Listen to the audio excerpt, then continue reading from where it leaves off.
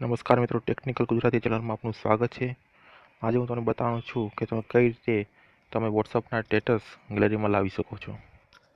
તમને ખબર હશે કે આપણે વોટ્સઅપના કોઈ સ્ટેટસ સેવ કરી શકતા નથી, તેને ખાલી જોઈ શકીએ છીએ 24 કલાક હારું।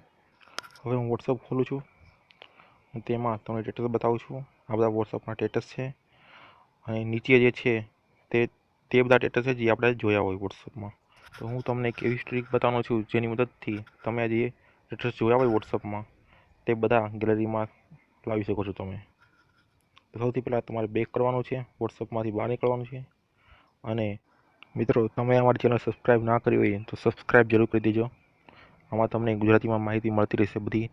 હવે તમારે ફાઇલ મેનેજર ખોલવાનું છે। ફાઇલ મેનેજરમાં તમારે તમારું વોટ્સઅપનું ફોલ્ડર હોય તે ખોલવાનું છે।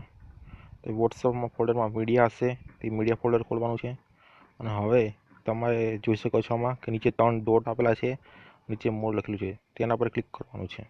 તેના પર ક્લિક કરશો એટલે છેલ્લે તમને ઓપ્શન મળશે શો હિડન ફાઇલ, તેના પર ક્લિક કરવાનું છે। તેના પર ક્લિક કરશો એટલે ડોટ સ્ટેટસ નામનું નવું ફોલ્ડર આવી જશે, તેના પર તમારે ક્લિક કરવાનું છે અને તેની અંદર તમે જે સ્ટેટસ જોયા હશે વોટ્સઅપમાં તે બધા સ્ટેટસ તમને તેમાં મળી જશે। હવે આ બધા સ્ટેટસ ગેલેરીમાં લાવવા માટે તમારે તેને સિલેક્ટ કરવાનું છે, જે સ્ટેટસ તમારી ગેલેરીમાં લાવવાનું હોય એને।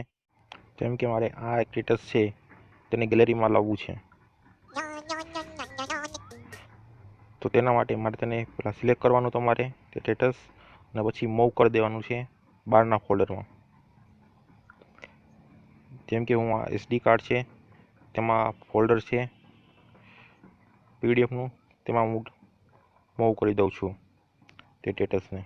હવે તમે જોઈ શકો છો આ રીતે સ્ટેટસ હવે